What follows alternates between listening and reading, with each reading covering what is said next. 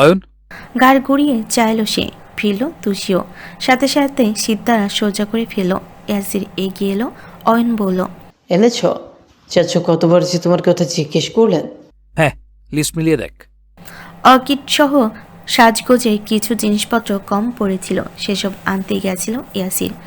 সবকিছু টেবিলে নামিয়ে রাখার পরও আরও একটা প্যাকেট দেখা গেল হাতে। অয়ন কৌতূহলে শুধালো, ওটাতে কি? ইয়াসির হাতের দিকে দেখল, তারপর ঠান্ডা আর চোখে এক পল তুষির পানে চাইল। মেয়েটার বিমোহিত চাহনি তটস্থ হলো সহসা। থতমত খেয়ে সরে গেল আরেক দিকে। দুশব্দের জবাব দিল ইয়াসির, কেক। কেক? বাইরে থেকে আনা কেক? ছোট মা তো ইউসার জন্য নিজের হাতে কেক বানায় ভাইয়া, তুমি আবার আনলে যে? এমনি, তুই তোর কাজ কর। ইয়াসির চলে গেল, একদম সোজা গিয়ে ঢুকলো রান্নাঘরে। পুরোটা পথ চেয়ে রইল তুষি। অয়ন ফের ডাকল, তুষি, দাও থোকা না, একটা একটা করে দাও, লাগাতে সুবিধা হবে। ও নড়ে উঠল। ঈর্ষা হাজির হলো কিছু সময় পর, গায়ে টুকটুকে লাল জামা, সাজগোজ শূন্য। তুষি অয়নকে দেখে সোজা ওখানে এসে দাঁড়ালো। অয়ন ওকে দেখেনি। ঈর্ষা ফিস করে বলল, আমি দি। তুষি মুচকি হেসে মাথা নাড়ল, ফুলগুলো ওর হাতে দিয়ে বিতে নিল আস্তে করে। অয়ন কাজে ব্যস্ত, ওভাবেই বলল, বাড়িতে তো আজ অনুষ্ঠান, তুমি এখনো তৈরি হওনি যে? ঈর্ষার নিভুস্বর। কি পরবো? অয়ন বলল, শাড়ি পরবে? শাড়ির মতো সুন্দর পোশাক আর আছে? তারপর ওপাশ ফিরে মাথা নুয়ে হাসলো অয়ন। চোখের পর্দায় ভেসে উঠল সেদিনে সেই মুহূর্ত। প্রথমবার তুষি শাড়ি পরে ওর সামনে এসে থামা, কিন্তু অধৈর্য চিত্রে প্রশ্ন করলো ঈর্ষা। তোমার শাড়ি অনেক পছন্দ অয়ন ভাইয়া। চমকে পিছু ফিরল ছেলেটা, হোঁচট খেল ঈর্ষাকে দেখে। তাড়াহুড়ো করে তাকালো চারদিক। ঈর্ষা বলল, কাকে খুঁজছো? অয়ন নিজেকে সামলাই, হেসে মাথা নাড়ি দুপাশে। ঈর্ষার অত শত ভাবার ইচ্ছে নেই। অয়ন কাছে থাকলে বিশ্ব ভুলে যায় সে। হেসে ফুল বাড়িয়ে দিল মেয়েটা। অয়ন নিষ্প্রভ চিত্রে নিল, টানেলে লাগাতে আরেকবার দেখলো আশপাশ। 2 মিনিটেই কোথায় গেল তুষি। রান্নাঘরের দরজার এক কোণে এসে দাঁড়িয়েছে, মাথাটা নুয়ে উকি দিয়ে দেখছে ভেতরে। এপাশে নতুন বোয়া রাখা হয়েছে একজন, রেশমির মতোই কম বয়সী মেয়ে, নাম আসমা। রেশমির মা অসুস্থ, মাস কয়েকও তার ফেরার সম্ভাবনা নেই। আসমার সাথে কথা বলছিল ইয়াসির, ভীষণ গুরুতর ভঙ্গিতে বোঝাচ্ছে কিছু। তুষি শুনতে না পেল, ওর মনোযোগ তাতে নেই। উকিঝুঁকি দিয়ে মেয়েটা কেবল ইয়াসিরকেই দেখছে। পরনে সাদা শার্ট, খোঁচা খোঁচা দাড়িগুলো নতুন করে ট্রিম করিয়েছে বোধহয়। উফ, তারপর জিম করা শরীর, একেবারে তুষির স্বপ্নে সালমান খান। মেয়েটা দুহাত বাড়িয়ে বিড়বিড় করলো, सर की जो सर से वो धीरे धीरे पागल हुआ रे मैं धीरे धीरे। আচমকা দেখলো ইয়াসির আসছে। সঙ্গে সঙ্গে সোজা হয়ে রোবটের মতো দাঁড়ালো মেয়েটা, যেন কিছু জানে না। পৃথিবীতে ওর মতো ভদ্র দুটো নেই। ইয়াসিরের মুখভঙ্গি একই। তুষিকে দেখছে কিন্তু চেহারার প্রভাব পড়েনি। পাশ কাটাতে গিয়েও থামলো হঠাৎ, ফিরে চেয়ে বলল, শোনো। তুষির কাছে এসব অনাকাঙ্ক্ষিত ডাক। তড়িৎ চোখ তুলল মেয়েটা। ইয়াসির পকেটে দুহাত গুজে দাঁড়ালো। একটু হলো মুগ্ধতার তোরে অন্তপটে ধাক্কা লাগলো তুষির। অথচ ইয়াসির বলল, তোমার মুক্তির দিন আসছে, লেটস স্টার্ট দ্য কাউন্টডাউন। তারপর চলে গেল। তুষি আগামাথায় কিছুই বোঝেনি। হতবুদ্ধি বনে চেয়ে ভাবল, কিসের মুক্তি? কোনোভাবে কি ইয়াসির ওকে তালাক দেওয়ার কথা বোঝালো? ঈর্ষার আজকের জন্মদিন, বিগত বছরগুলো সীমা আটকে থাকতে পারল না। আর না হলো ওর সাদা মাটা সাজে কেক কাটাকাটি। মায়ের আলমারি থেকে বেছে বেছে সবচেয়ে সুন্দর শাড়িটা পরল সে। রেশমের মতো নরম চুলগুলো খুলে রাখলো পেছনে। দুহাত ভর্তি চুড়ি জানান দিল এসব কারণ নিবেশন পাওয়ার চেষ্টা। সেখানে অয়ন ভাই নিজ মুখে ফুটে বলেছিল শাড়ি ওনার পছন্দ। সেখানে ঈর্ষা না পড়ে থাকবে কি করে? ফোলা গাল দুটোই এক প্রস্থ লজ্জা আর চোখ জোড়ে তুরন্ত আশা নিয়ে মন ভরে সাজলো সে। কপালে টিপ পরে ভালো করে দেখলো আয়নায়, সুন্দর লাগছে। অনভাই পছন্দ করবেন তো? ওই আশ্চর্য শতনু মুখটা আদৌ হবে একটু? ঈর্ষা মাথা নামিয়ে হাসলো, কণ্ঠায় নুইয়ে পড়া কলমি লতার মতো হাসি। আচমকা ঘাড়ির উপর তপ্ত কিছু শ্বাস টিকে পড়ল তখনই। দেহ শিরশির করা অনুভূতি নিয়ে চমকে চোখ তুলল মেয়েটা। অয়ন দাঁড়িয়ে আছে, আয়নায় ঠিক ওর পেছনে, শরীরের খুব কাছে এই থাকা বিস্ময়ে আকাশ থেকে মাটিতে থুবড়ে পড়ল ইউষা। ঠোঁট চিরে বেরিয়ে এলো অস্ফুটে। অয়ন ভাইয়া। মানুষটা হাসল একটু, প্রেমিকার মনে কাঁপন ধরানোর মতো আলোড়ন তোলা হাসি। তরুণীর বিস্মিত দৃষ্টির পানে চেয়ে গান ধরল হঠাৎ। আয়নাতে ওই মুখ দেখবে যখন, কপালের কালো তেল পড়বে চোখে, ফুটবে যখন ফুল বকুল শাখে, ভ্রমর যে এসেছিল জানবে লোকে। বলতে বলতে তার বলিষ্ঠ দুহাত শীর্ণ শরীরটা পেছন থেকে জড়িয়ে নিল বুকে। সেই ছোঁয়ায় পৃথিবীটাও একচোট কেঁপে উঠল ইউষার। হতবাক নিস্তব্ধ হয় মেয়েটা। এসব সত্যি? এই স্পর্শ, এই ঘনিষ্ঠতা, এমনটাই সত্যি ঘটেছে? এসব যে ভীষণ কাঙ্ক্ষিত হলো এখনই অপ্রত্যাশিত ওর কাছে। অয়ন ভাই কবে কবে থেকে ওকে? বিভ্রান্ত চোখ দুটো ফের আয়নায় ফেলল ইউষা। অয়নের মুখ, ওই মুগ্ধ চাহনি যেন লজ্জার বান। তার উপর ঠোঁট ফুঁড়ে বেরিয়ে আসা গানের প্রখর লজ্জায় বুধ হলো সে। বুকের ধুকপুক গতির সাথে চিবুক নামিয়ে নিল গলায়। অয়নের হাতের বাঁধন আরও শক্ত হলো, যেন কবুতরের মতো ক্ষুদ্র মেয়েটাকে গায়ের সাথে ঢুকিয়ে ফেলতে চাইছে। পুরুষালী লম্বা দেহ নামিয়ে এনে ইউষার কাঁধে থুতনি রাখল অয়ন। মেয়েটার শ্বাসরুদ্ধকর দশা হলো এবার। রক্ত স্পন্দন অবধি থেমে এলো বোধ হয়। শিউরে উঠল অনুভূতির সবটুকুনি। অয়ন তখনও গাইছে। জানি না এখন তুমি কার কথা ভাবছ, আর মনে কার ছবি চুপি চুপি আঁকছ। তুমি কি তারে ভালোবাসবে? ধরা যদি দেয় সে এক পলকে, দেখবে যখন তারে অবাক চোখে, দু হাতের নয়ন কি গো রাখবে ঢেকে, আয়নাতে ওই মুখ দেখবে যখন। তারপর নিশ্চুপ সব কিছু। ইউষার ঘন নিঃশ্বাস ছাড়া কোথাও আর কিচ্ছুটি নেই। এটা ওই মাদক চোখে চোখ রাখতে পারল না। একবার নামলো, ফের তুলো। মিনিট কয়েকের এই সুখের সাথে হিমশিম খেতে এমনই করলো শুধু। ফের নিচু মুখটা তুলো ইউষা।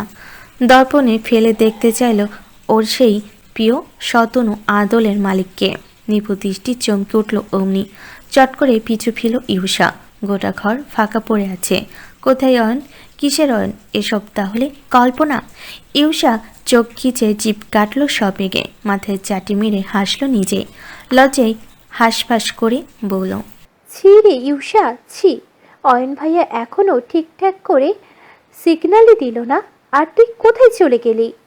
ইউষার এখন কোনটাই মরমর দশা। সেই তোরে আয়নায় তাকাতেই কষ্ট। ওটাও নিশ্চয়ই ওকে নিয়ে মজা নেবে এখন। ইস, কি বাজে একটা ব্যাপার হয়ে গেল। বিকেলের বেলা জলজ্যান্ত মানুষ নিয়ে এমন উদ্ভট স্বপ্ন দেখে ফেল সে। ইউষার বুকে দুরু দুরু ভাবটা ফিরে এলো ফের। ওর ওই শাড়ি আর সাজগোজ, অয়ন ভাইয়ের হৃদয় ছবি তো। দেখবেন তো ওকে মুগ্ধ হয়ে? নিশ্চয়ই দেখবেন। অয়ন ভাই ওকে ছাড়া আর কাউকেই দেখতেই পারবে না।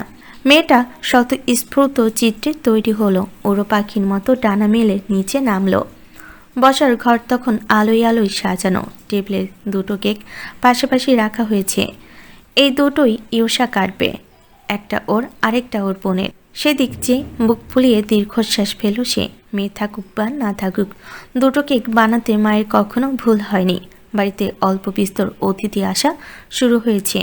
সময় তখন সন্ধে হওয়ার পথে। বাকিরাও তৈরি প্রায়। ইউষা চারপাশে চেয়ে অয়নকে খুঁজল। চোখ পড়ল আইরিনের দিকে। সোফায় পায়ের উপর পা তুলে বসে আছে সে। পরনে ওয়েস্টার্ন, হাতে ফোন। দিন দুনিয়ার কোনো কিছুতেই মনোযোগ নেই। উপায়ান্তর না পেয়ে ওর কাছে এসে দাঁড়ালো ইউষা। জিজ্ঞেস করলো ব্যস্ত স্বরে, অয়ন ভাইয়াকে দেখছো? আইরিনের চোখে মুখে বিরক্তি। ফোন থেকে মুখখানাও তুলল না। জবাব দিল দায় সারা। না। বলার ধরন শুনে ইউষার মেজাজ চড়ে যায়। কেন যে জিজ্ঞেস করতে গেল? ভাবখানা দেখো, যেন প্রিন্সেস ডায়না লাগছে তো। ডাইনি মেডুসারের মতো। উফ, ফুপিদের ফ্লাইট ক্যান্সেল হওয়ার আর সময় পায়নি। না হলে গতকালই ওনারা পৌঁছাতেন আর এই যন্ত্রটা বিদায় হয়ে যেত। ধ্যাত। তুজি হাজির হলো তখনই। যেমন ছিল তেমনই আছে। সাদা চুড়িদার, ওনাটা গলায় ঝুলছে কোনো রকম। লম্বা চুলে বেনুনি। ও এসে দাঁড়াতেই ইউষা বলল, এ কি, তোমাকে না তৈরি হতে পাঠালাম? হয়েছি তো, তোমার দেয়া সব থেকে সুন্দর জামাটা পরেছি। আরে এটা তো পুরানো, আমি না তোমাকে নতুন একটা দিলাম? ওটাতে গা কুটকুট করছে। ঈশা অতিষ্ঠ হয়ে বলল, উফ তুষি, জামাই ভারী কাজ থাকলে ওরকম একটু হয়। এক ফোঁটা সাজানো দেখছি, একটা টিপ অন্তত পড়তে। তুষির কণ্ঠে অনীহা। ওসব আমার ভালো লাগে না, সে যে কি করব, আমাকে কে দেখবে? তারপর বিড়বিড় করলো মনে মনে। বিটকেলটা তো তাকাই না, আমাকে দেখলে যদি কানা হয়ে যায় সেই ভয়ে। ইউষা বলল। আচ্ছা ছাড়ো, অয়ন ভাইয়াকে দেখছো? তুষির নজর ইউষার মাথার পেছনে, উত্তর না দিয়ে মিটি হাসলো। বুড়ো ইশারা করতে ঝট করে পিছু ফিল ইউষা। বিশলাকার টেডি বিয়ারটা দুম করে ওর হাতে ধরিয়ে দিল অয়ন। গাল টেনে বলল, হ্যাপি বার্থডে এগেন। ইউষা ভরকে গেল বিস্ময়ের এই ধাত তার ভালো লাগার কাছে কিচ্ছুটি নয়। বুকখানা ভরে এলো মেয়ের। রাতের ওসব কষ্ট দুঃখ কখন ভুলে গেছে। হাসলো গাল ভরে আহ্লাদি স্বরে বলল, থ্যাংক ইউ, এটা খুব সুন্দর। অয়ন হাসে। পরপর চোখ জোড়া ঘুরে হাসে ইউষা বেশভূষার উপর অবাক হয়ে বলল, শাড়ি পরেছিস? ও মাই গডনেস, সুন্দর লাগছে তো। ইউষা স্বর আনমোনা কেমন করে শুধালো, কতটা সুন্দর? বড়িদের মতো সুন্দর। এটা কেমন প্রশংসা? ইউষা ঠোঁট ফোলালো। দুজনে খুনসুটিতে মাথা নুয়ে হাসলো তুষি। শাড়ি পরা ইউষাকে অয়নের পাশে কি দারুণ লাগছে। মনে হচ্ছে দুজন যেন দুজনের জন্যই তৈরি। আচ্ছা, বিটকেলটার পাশে দাঁড়ালে ওকে কি এতটা দারুণ লাগে? উদাস মেয়েটার দিকে হুট করে এক প্রশ্ন তেড়ে এলো তখনই। কোত্থেকে হন্তদন্ত পায়ে এসে দাঁড়ালেন তনিমা। শাসকের ন্যায় ব্যস্ত গতিতে শুধালেন, তুষি, আজ কি তোমার জন্মদিন?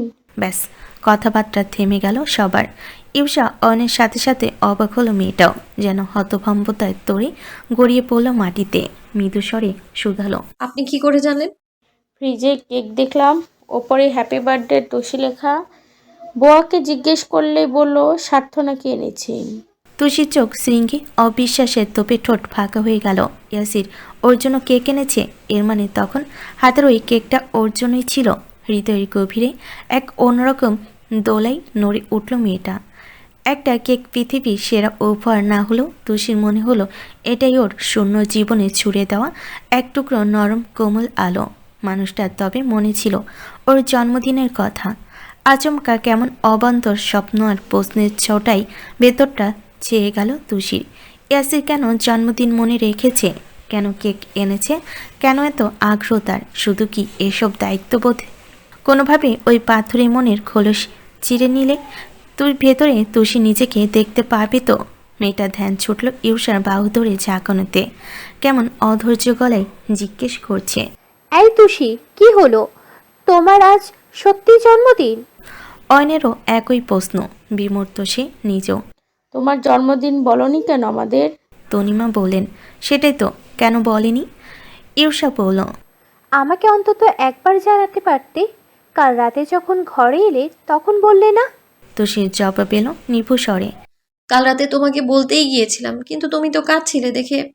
ইউষা খুব আক্ষেপ করে বলল, ইস, কেন কাঁদলাম আমি? আমি না কাঁদলে তুমি জানাতে। আজকে তাহলে আমরা সেম সেম জামা পরতাম, টেবিলের ওখানে তোমার নামেরও লেখা হতো। তুষি কিছু বলতে যাচ্ছিল, কথা শুরুর আগে চট করে জড়িয়ে ধরল ইউষা। শুভ জন্মদিন তুষি রানী। আমাদের কত মিল দেখছো?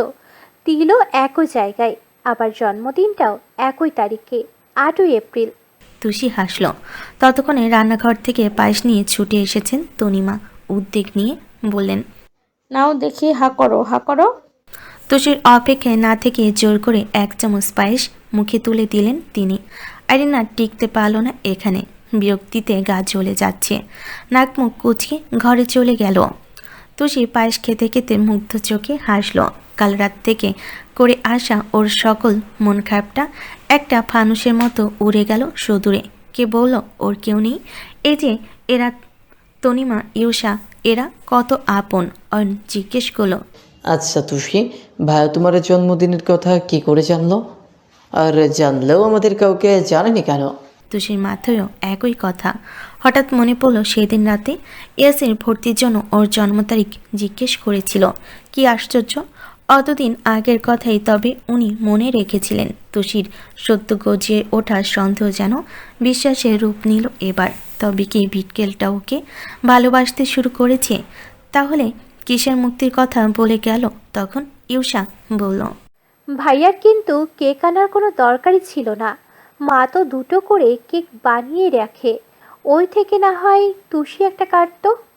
রেনুমা পাশ থেকে যাচ্ছিলেন, মেয়ের কথায় পা জোড়া থামলো, ধমিকে উঠলেন অমনি। ইউষা, তোর মুখ কিন্তু আজকাল বেশি চলছে। ও আমার মেয়ে, কেক কাটবে কেন? তনিমা বলেন, ছোট, এভাবে বলিস কেন? ও তো তোর মেয়ের মতোই। ভদ্রমহিলা কড়া কণ্ঠে বলেন। না আপা, এসব চোর ছেঁচড়া আমার হতে যাবে কেন? দয়া করে এসব বলো না। তারপর দুমদাম পায়ে চলে গেলেন তিনি। মেজাজ খারাপ হলো অয়নের। কপাল কুচকে ওনার যাওয়ার পথে চেয়ে রইল সে। তিতি বিরক্ত আওড়ালো। ছোট মায়ের দোষীকে নিয়ে এক্সাক্ট সমস্যাটা কি? তনিমা দীর্ঘশ্বাস ফেলে চুপ করে রইলেন। শুকনো মুখে তুষির পানে এক পল দেখল ইউষা, হাতটা ধরে বলল, মায়ের কথা কষ্ট পেও না প্লিজ। মলিন হাসলো তুষি, বলল, বোকা, গরিবরা কখনোই এত সহজে কষ্ট পায় না। তনিমা প্রসঙ্গ কাটাতে হাত বাড়িয়ে এসে জড়িয়ে ধরলেন ওকে। উচ্ছ্বাসিত আওড়ালেন, শুভ জন্মদিন তুষি, অনেক সুখী হও মা, দীর্ঘজীবী হও। শওকত বাইরে থেকে ঢুকলেন তখনই। কথাটা শুনতে পেয়ে অবাক চোখে বলেন, সে কি আজ তুষির জন্মদিন নাকি? আমার মেয়ের জন্মদিন আর আমি জানি না? ভদ্রলোক চটপটে পায়ে এগিয়ে এলেন, মাথায় হাত বুলিয়ে বললেন, শুভ জন্মদিন, শুভ জন্মদিন, অনেক বড় হও জীবনে। তুষি হাসল। শওকত পরপরই পরনের জামার পকেট হাতালেন, জিপ কেটে বলেন, যা, ম্যানি ব্যাগ তো ওপরে, এখন হাতে অনেক কাজ, তোর গিফট পরে দেব কেমন? ইউষা বলল, চাচু, আর আমার গিফট? হ্যাঁ হ্যাঁ মা, তোমাকেও দেব। সবার কথার মধ্যে অয়নের নজর তুষির উপর আটকেছে। মেয়েটা হাসছে, চঞ্চল কার্নিশ ঠোঁটের কোণে উজ্জ্বলতা তার, যেখানে সাজানো কোনো সৌন্দর্য নেই, নাচে কৃত্রিম কোনো কিছু। অথচ প্রতিবার অয়ন খেয়ে হারায়, খুইয়ে ফেলে নিজেকে। এই হাসিটা সারা জীবনের জন্য নিজের কাছে গচ্ছিত রাখা জরুরি নয় কি? পরপর মেঝের দিকে চোখ ফেল অয়ন। ইয়াসির বলেছিল তুষিকে ডিভোর্স দেবে শীঘ্রই। উকিলের সাথে কথাবার্তা চলছে। ওসব কতদূর কি এগুলো জানতে হবে। ভাইয়াজ ফিরুক, সময় করে জিজ্ঞেস করবে অয়ন। মনের ভাবনা দমিয়ে চোখ মুখ স্বাভাবিক করলো সে। বলল, তোষী, তোমার তো আমার কাছেও একটা গিফট পাওনা আছে। শওকত বলেন, হ্যাঁ বল, তোর কি চাই? তুই আজ যা চাইবি আমি তোকে সেটাই দেব। স্পন্দন চোখ জোড়া ছট করে তুলল তুষি। অয়ন বলল, সত্যি দেবেন? অবশ্যই, বলেই দেখো না। আমি মানে একবার দাদিকে দেখতে চাই, কতদিন দেখিনি, যদি একটু দেখা করার ব্যবস্থা হতো। তনিমা বলেন, কিন্তু তুষি, স্বার্থ যদি শুনে খুব রাগ করবে। শত হলেও তুমি ওর স্ত্রী, ওর ওপর দিয়ে আমরা এত বড় সিদ্ধান্ত নিই কি করে? অয়ন শক্ত গলায় বলল, কিসের সিদ্ধান্ত মামনি? ভাইয়া তো আর এই সম্পর্কটা মানে না। তাহলে এসবে ওকে টানছো কেন? ও তো শিখেই বাড়িতে এনেছে, রেখেছে, পড়াচ্ছে, ব্যাস ওর দায়িত্বই অবধি। এখানে ওসব স্বামী স্ত্রী শব্দ হচ্ছে কেন? তো সে যখন চেয়েছে তখন ওর দাদির সাথে ওকে আমি দেখা করাবো। তুষি বলল, কিন্তু উনি যে আমায় বাইরে যেতে মানা করেছেন, ওনার কথা অগ্রাহ্য করে আমি যাই কি করে বলো? অয়ন ধরে নিল এটা তুষির কৃতজ্ঞতা বোধ আর ইয়াসিরের প্রতি ভয়। তাছাড়া বড় ভাইয়ের কথা অমান্য করা তারও উচিত হবে না। একটু ভেবে বলল, তাহলে এক কাজ করি, তোমার দাদিকে এখানে নিয়ে আসি। তুমি আমাকে তোমাদের বস্তির ঠিকানা দাও। বাবা, তুমি কি বলো? শওকত একটু ভেবে বললেন, এটা করা যায়? তোমার ভাই তো বাড়িতে নেই এখন, ইউনিফর্ম পরে বের হলো দেখলাম, ফিরতে তাহলে সময় লাগবে। ততক্ষণে ওর দাদির সাথে ওকে দেখা করিয়ে আবার না হয় ফেরত পাঠানো যাবে। তনিমা শঙ্কিত কণ্ঠে বলেন, কিন্তু স্বার্থ জানতে পেরে যদি রাগারাগি করে? বাড়িতে আমি আর কোনো নতুন অশান্তি চাই না, অন্তত আজকের দিনে তো নয়ই। এমনি ছোট আর সাইফুলের মনের অবস্থা ভালো না, মায়েরও মন মেজাজ খারাপ, রোকসানাও আশা ক্যান্সেল হয়ে যাওয়াতে। এর মধ্যে তোষিকে নিয়ে আবার। অয়ন বলল, কিচ্ছু হবে না মামুনি, ভাইয়া এনাফ ম্যাচিউরড। আমার মনে হয় না এত সামান্য ব্যাপার নিয়ে রাগারাগি করার মতো কাজ করবে। তো সেই তুমি আমাকে ঠিকানা দাও, আমি যাচ্ছি। তুষি মনে ভয় ইয়াসির যদি সত্যি রাগ করে। আবার এতদিন পর দাদিকে দেখার লোভটাও সামলে রাখতে পারল না। দোনামানা করে বলে দিল, কারওয়ান বাজারের ওভারব্রিজের ডান পাশ দিয়ে যে গলিটা গিয়েছে না, ওখান থেকে 2 মিনিট হাঁটলেই বস্তি পড়বে। 27 নম্বর ঘরটা আমাদের। অয়ন মাথা নাড়ল, তারপর দাঁড়ালো না আর। যুদ্ধ জিততে যাবার মতো করে বাড়ি চালো তার হুড়ো পায়ে। ইউষা শুকনো মুখে চেয়ে রইল সেদিকে। তার ভেতরও একই আশঙ্কা, মেজ ভাইয়া যদি রেগে যান। তুষির জন্য অয়ন ভাই অশান্তি করতে এমন মেতে উঠলেন কেন? বিশাল গাড়িটা বস্তির গলিতে এসে থামতে যেন আকাশ থেকে পড়ল এক একজন। কাজবাজ ফেলে হাঁ করে চেয়ে রইল তারা। অয়ন দরজা খুলে নামলো। বস্তির এই জায়গা খুব ছ্যাঁতচ্যাঁতে নোংরা, এদিক সেদিক ডাস্টবিনের ময়লা ছেটানো, মনমন করে মাছি উঠছে কোথাও। দুপুরের দিকে ঘণ্টাখানেকের বৃষ্টি হয়েছিল। রাস্তা ভাঙ্গা, একদম মাঝখানে ইট উঠে কুয়োর মতো ডেবে গেছে। গাড়ি আর সামনে এগোনো যাবে না। অয়ন চারপাশ দেখল, সবে 16 নাম্বার ঘরের সামনে এসেছে। 27 তো তাহলে আরও ভিতরে।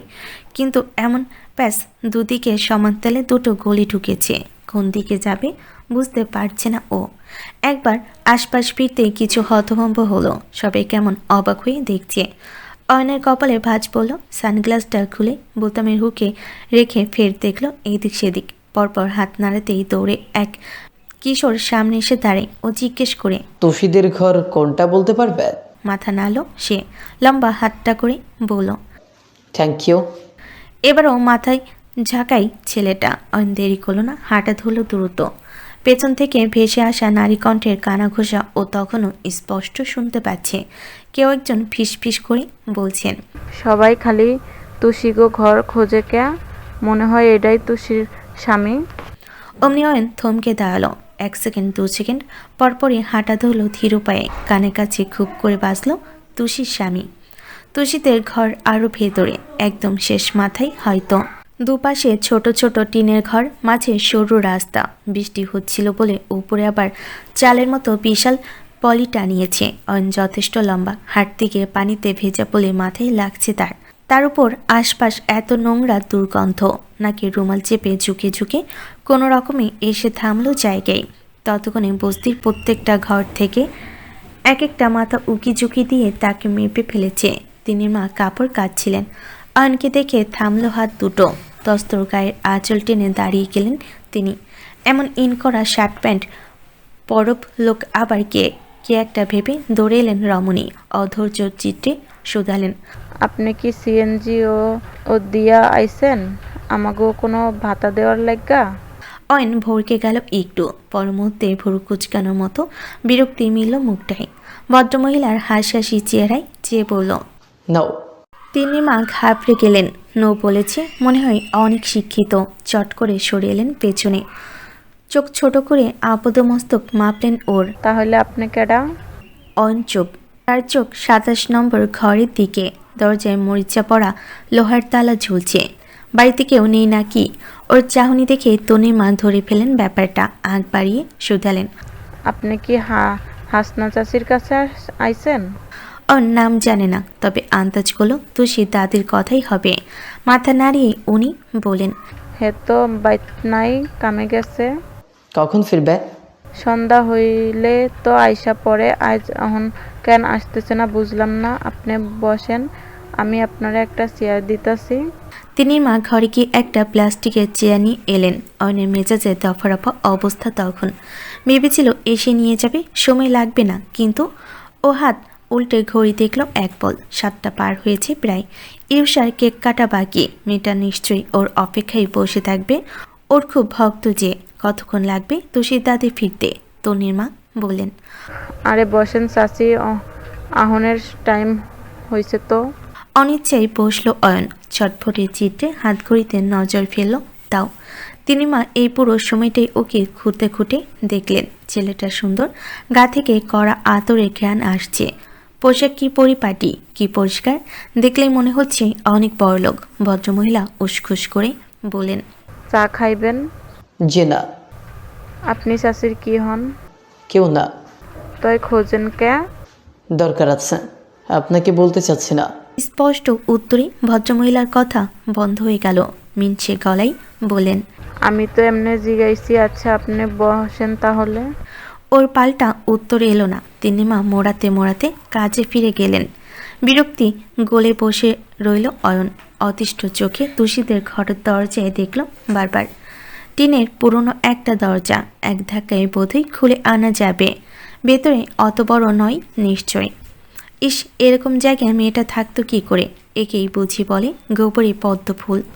অত সুন্দর সুচ্ছি মেয়েটাকে তো এখানে মানে না, ওকে মানে শুধু অয়নদের বাড়িতে, অয়নের রাজ্যে। ছেলেটা মাথা নুয়ে হাসলো, চট করে পকেট থেকে ফোন বের করে আনলো। হঠাৎ গ্যালারিতে ঢুকতেই প্রথম ছবিটা বেরিয়ে এলো তুষি। সেদিন ইউষা ছিল না বলে ওর কাছে অঙ্ক বুঝাতে এসেছিল সে। কপি বানানোর ছুতোই খুব সপ্তপনে ছবিটা তুলেছিল অয়ন। এক হাত গালে রেখে আরেক হাত দিয়ে তুষি খাতায় লিখছে।